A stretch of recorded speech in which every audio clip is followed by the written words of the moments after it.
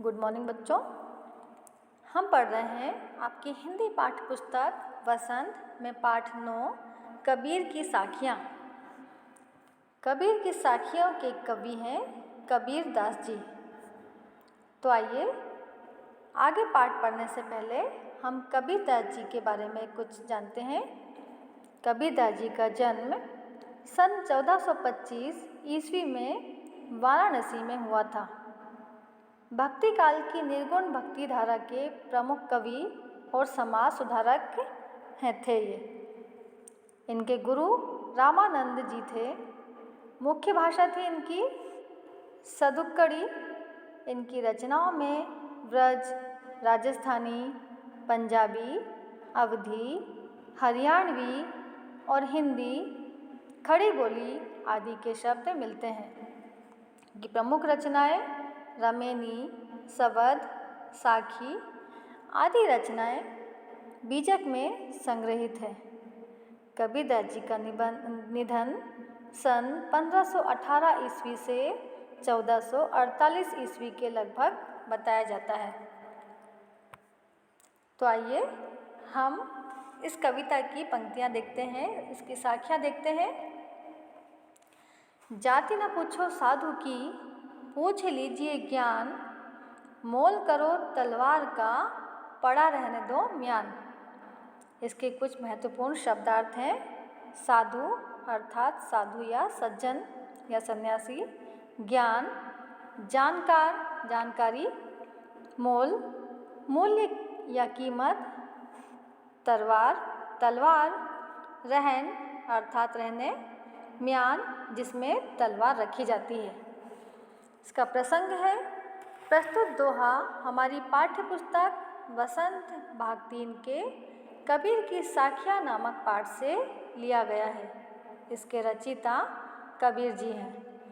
इस दोहे में कबीर ने मनुष्य को जाति पाति की भावना त्याग कर इससे ऊपर उठने की सलाह देते हुए कहा है कि मनुष्य को ज्ञान की बातों से ही मतलब रखना चाहिए।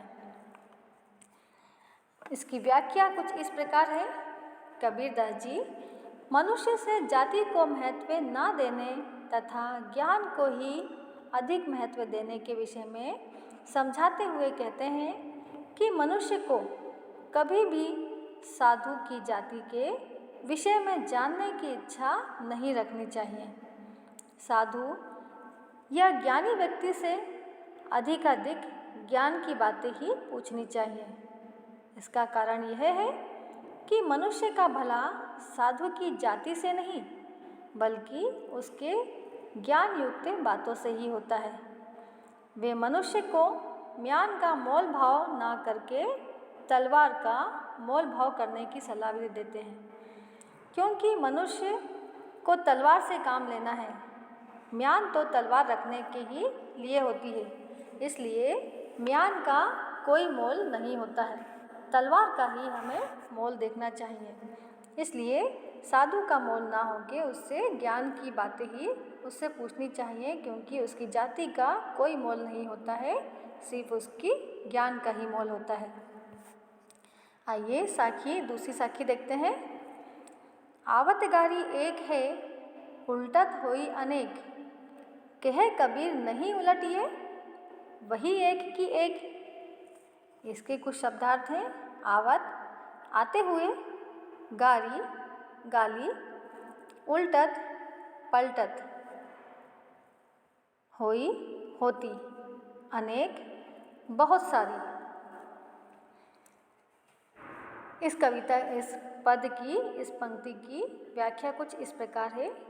कवि कहते हैं कि जब कोई व्यक्ति किसी को गाली देता है तब वह एक ही होती है, किंतु गाली सुनने वाला व्यक्ति जब पलटकर गाली देने वाले को उल्टा और गाली देता है तब वह गाली एक नहीं रह जाती है।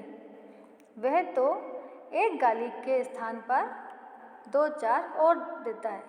अर्थात व्यक्ति अगर पलटकर उसे गलत शब्द ना बोले तो वह गलत शब्द एक का एक ही रह जाएगा। सुनने वाला व्यक्ति पुनः 4-6 गलत शब्द बढ़ाकर नहीं देगा। इस प्रकार यदि गालियाँ घटने के बजाय बढ़ती जाए तो उससे कोई लाभ नहीं होगा। कबीरदास जी कहते हैं कि गलत शब्द यदि आप उलट के ना बोलेंगे तो वो गलत शब्द एक का एक ही रह जाएगा, ठीक है, वह बढ़ेगा नहीं। अगली साखी है इसकी, माला तो कर में फिरे जिभी फिरे मुख माही, मनवा तो दहु दिसी फिरे यह तो सुमिरन नाही। इसके कुछ शब्दार्थ इस प्रकार हैं।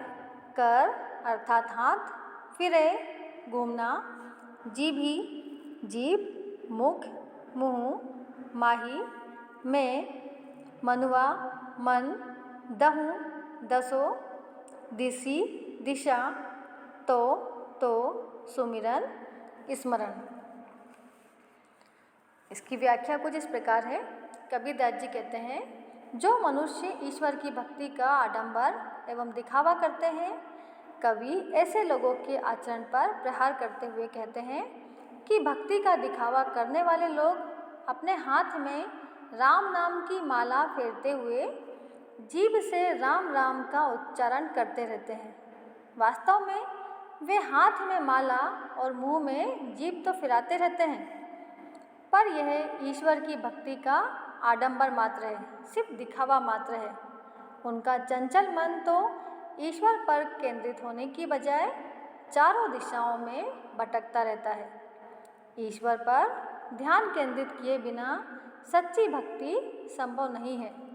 आप दिखावे के लिए माला लेके तो ईश्वर के सामने बैठ गए हैं, लेकिन आपका मन स्थिर नहीं हो पाता है, आपका मन ईश्वर भक्ति नहीं कर पाता है, ठीक है। तो कबीर की अगली पंक्ति है, कबीर घास ना नींदिए जो पाँव तली होई, उड़ी पड़े जब आँखी में खरी दुहेली होई। इसके शब्दार्थ, नींदिए निंदा करना, पाँव तली नीचे, आँखी आँख, खरी कठिन, दुहेली दुख देने वाली। कबीरदास जी कहते हैं कि रास्ते में पड़ा हुआ घास का नन्हा सा टुकड़ा भी अपना विशेष अस्तित्व रखता है। मनुष्य को पैरों के नीचे रहने वाले इस टुकड़े का भी अपमान नहीं करना चाहिए। यही नन्हा सा टुकड़ा हवा के साथ उड़कर जब मनुष्य की आँखों में पड़ जाता है तो यही तृण अत्यंत कष्टदायी बन जाता है। मनुष्य जब तक उस तिनके को अपनी आँख से निकाल नहीं देता तब तक उसे चैन नहीं मिलता। अर्थात कोई अपने से कितना भी कमज़ोर क्यों ना हो, हमें उसका अपमान नहीं करना चाहिए, क्योंकि यदि एक दिन वह आवेश में आ जाए तो वह आपको बड़ा नुकसान भी पहुंचा सकता है। साखी की अंतिम पंक्ति है, जग में बेरी कोई नहीं जो मन शीतल होए, या आपा को डारी दे दया करे सब कोय। जग संसार बेरी शत्रु दुश्मन, शीतल शांत ठंडा, आपा स्वार्थ अहंकार, डारी त्यागना। कविता का अर्थ है, पंक्ति का अर्थ है, कबीरदास जी मनुष्य को उसका घमंड त्यागने की शिक्षा देते हुए कहते हैं कि इस संसार में कोई भी मनुष्य किसी का जन्म से दुश्मन नहीं होता है। बस मनुष्य को अपने व्यवहार और वाणी में शीतलता बनाए रखनी चाहिए। जो मनुष्य अपने धन, बल, सत्ता आदि का घमंड अपने मन में नहीं रखते हैं, अर्थात अपना घमंड त्याग कर दूसरों के साथ मधुर व्यवहार करते हैं, उन पर हर कोई दया करने को तैयार रहता है।